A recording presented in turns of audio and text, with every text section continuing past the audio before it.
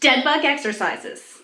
They're a very common core exercise programmed to help increase strength, as well as to help heal postpartum ab separation, aka diastasis recti. In this video, I'm going to demonstrate 15 ways that you can progress your dead bug exercise so you can keep challenging your core and keep progressing in your diastasis recti healing journey.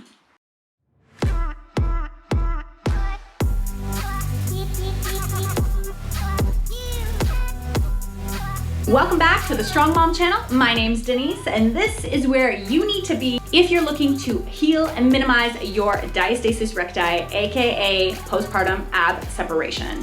If you're new here, please make sure to pick up my free Flat Belly After Baby ebook. Link down below, 10 holistic ways to get a flatter belly without surgery, without extreme exercise regimes, and without dieting. These dead bug exercises may look easy, but in order for you to actually do them properly, you must know how to activate your deep core. And I'm talking about your transversus abdominis muscles. If you're not sure how to do it, I highly recommend you check out this video that I've done here. I walk you through the exact steps that you need to follow in order to activate your TA, your transverse abdominis muscle. And no, it's not by sucking in, and it's not by bringing your belly button back to your spine. So check that video out if you're not sure how to activate your core properly, and then come back here and put your core activation to work. So let's get started. All right, we're gonna start by coming down onto the ground and on your back.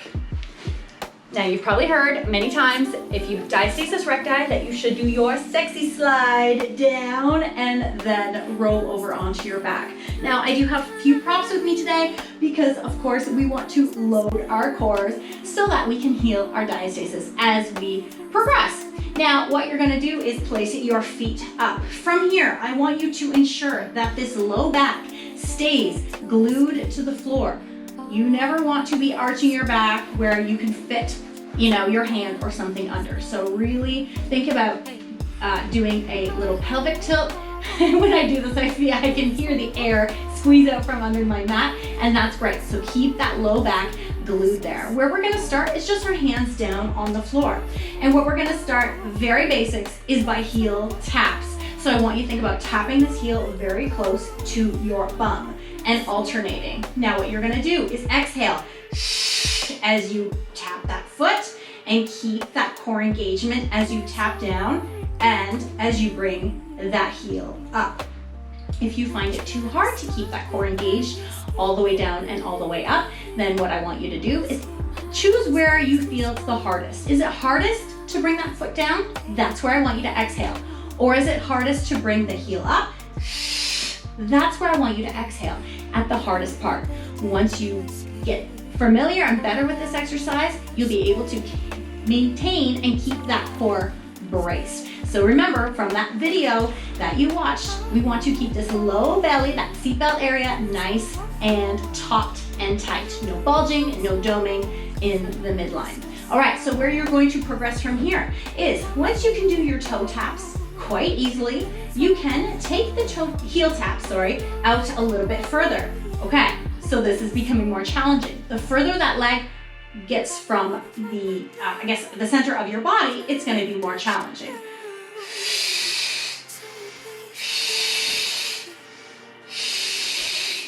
Okay, where can we go from here? If you are staying in this position, maybe heel taps close to your butt or a little bit out further, you could try with your hands up overhead. Either back to those heel taps or out a little bit further. And eventually, we want to be able to extend that leg. Keep that core engaged all the way out, keep it engaged all the way back, and now you want to inhale. Exhale as you engage out, keep it engaged as you bring it back. So again, you're just starting out and it's really challenging to engage your core as you push that foot out, and as you bring it back in, just do it halfway. Engage as you push out, now let go of it as you bring it back. And try, as you keep working on your progression, try to engage and keep that core engaged longer. So how we're gonna progress from here is using our arms and moving our arms at the same time. I'm going to extend my left leg as I bring my right arm back overhead, really reaching, keeping it engaged, and bring it back. Exhale.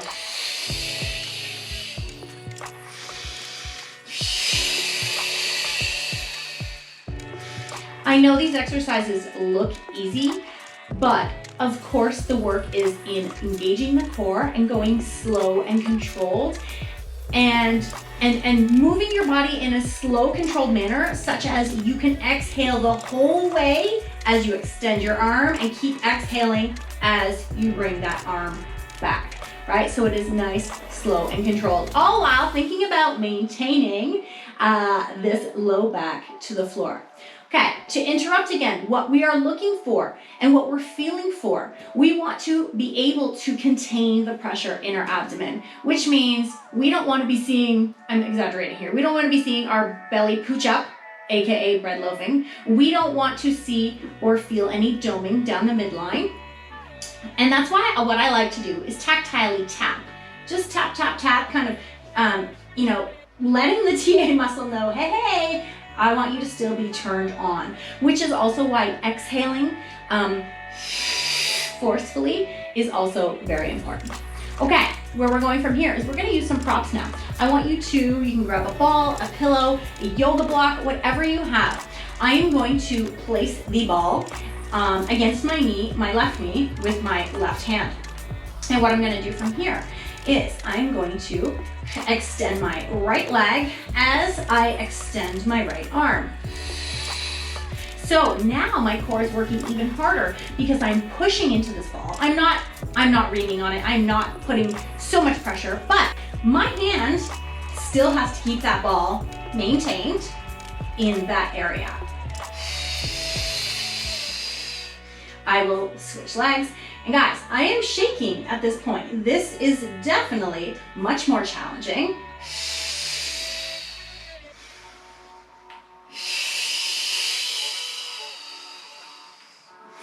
Okay, we're gonna keep the ball and we're gonna do something different. So I'm going to be squeezing the ball with my hands.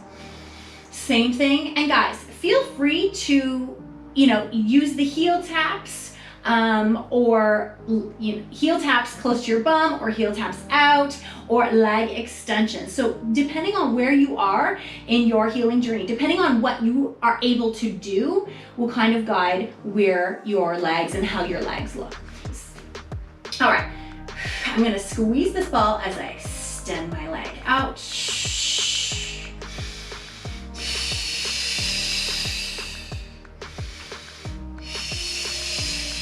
So at this point, I've got a lot going on. I've got my lower back in check with the floor. I'm keeping my hips nice and steady, keeping this ball up here and squeezing it gently. You can also replace the ball. You could hold 2 dumbbells in your hand, which would also make this challenging.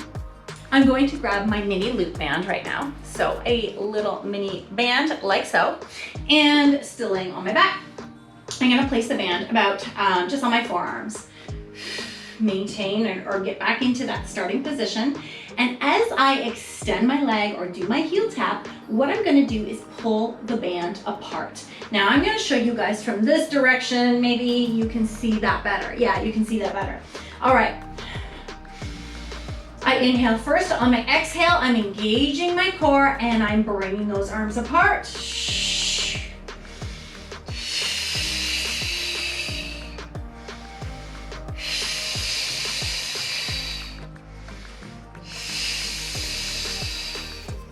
So what this does is just give our body and our core more resistance to really be working that core. And that's what we wanted to do. We want to be progressively overloading our core, doing this exercise, this dead bug exercise without any resistance, without, making it more challenging, is just gonna become very, very easy, and it's not really gonna be helping you heal in your diastasis recti journey at all. So you really wanna make sure that we are progressively making it more challenging to where you are still able to do it, but where it still challenges you. So next, we're gonna take this loop band and we're going to place it around our feet. Now this is I think, one of the most challenging exercises So you're gonna keep your low back to the floor. I want you to exhale as you extend that leg out. The other knee stays. Bring it back. And depending on the resistance, you're gonna have to play around with how far apart your knees, how far apart your feet are. So if this one is a very light resistance, my feet are further apart than I would normally be doing this exercise. And again, you can make this more challenging by increasing the resistance of the loop. This is extra light, so I'm finding it very easy. All right, how you're gonna increase this? Again, you can have your hands up while doing this, which makes it so much more challenging as well. And then finally, to make this even more challenging, I want you to do a head lift. So think about placing your fingers behind your ear. So I'm gonna engage my core, lift up. Right here, my core is engaged, it's braced, I am not gonna let it go. By this point, you should be able to maintain and manage a brace. And then you're gonna do the same thing.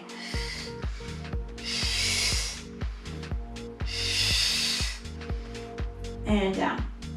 Now, of course, I kind of skipped ahead because we were already using that band, but a progression that you might want to use is that head lift without the band. And you could go into toe tap. Let's say you're just starting, doing a head lift here, a mini crunch. You might want to start here with little toe taps and gradually build them out. And then eventually,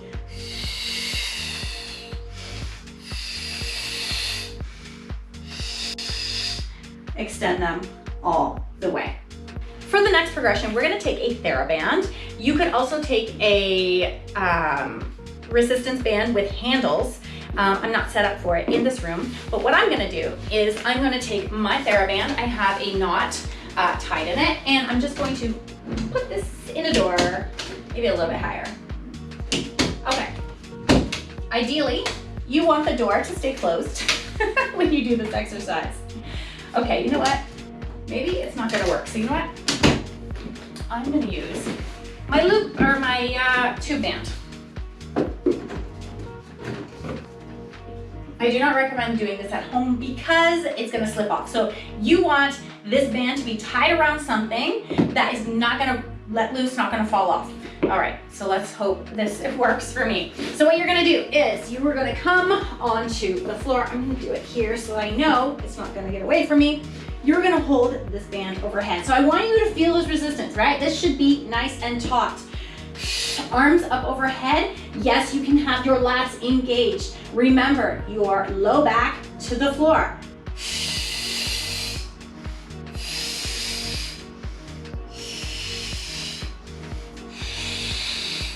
I like this one. This is very challenging.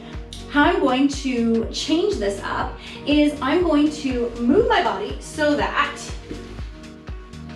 my resistance anchor is over to the left side of my body right now. I'm gonna hold that band overhead, over my chest, and then again.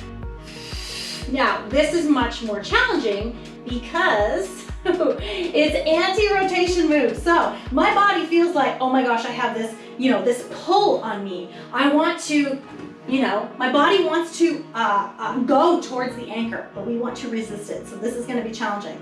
Remember, if you are doing this on the left side, you wanna turn your body around and do the exact same thing on the other side, okay? So just think about which shoulder is facing your anchor point. You wanna turn around and do the same thing with the other shoulder facing the anchor point. And the last progression, and maybe you've already guessed this, is gonna be double leg. So let's come take another seat on the floor. All right, I keep my hands down at my side. Keep that core engaged as you bring both legs out. Now, if you feel like, okay, once I get to a certain point, that's where I lose it. I lose that core connection, then I want you to stay there, right? You're gonna bring it out here and back. Okay, and you're gonna gradually work up. Now, you can also change the angle. Up here, you can come down. The closer you bring those legs to the floor, the more challenging you will likely find it. All right, guys, do you know what the last progression is for these dead bugs? You guessed it, a head lift. Head lift, both legs,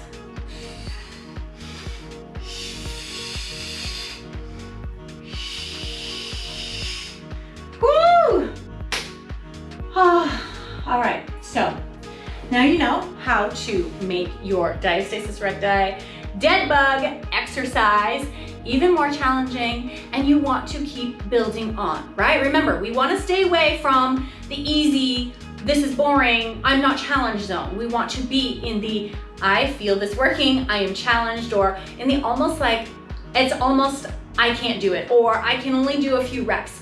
That's where we want to be, and keep working on that until you can do more reps. Keep working on it until you can, yes, I can finally extend my legs out that far. Or yes, I've got this, my core is engaged the whole while, right? We always keep progressing, whether it's a heavier resistance, a harder angle, whatever it is, keep challenging your core, and that's when you're going to see the results, okay? So I want you guys to take this progression of dead bugs, not just for dead bug exercises, but for any of your diastasis recti core exercises, right? And you can turn in many exercises into a core specific exercise. So if you guys are looking for help in healing your diastasis recti and getting kind of over that hump, maybe you don't know where to begin, you don't know where to start. Maybe you see this and you're like, oh my gosh, this is so hard, I'm not there yet, but I don't really know where to start. Then guys, come work with me in online personal training. I'm gonna put a link down below. It's the Work With Me link.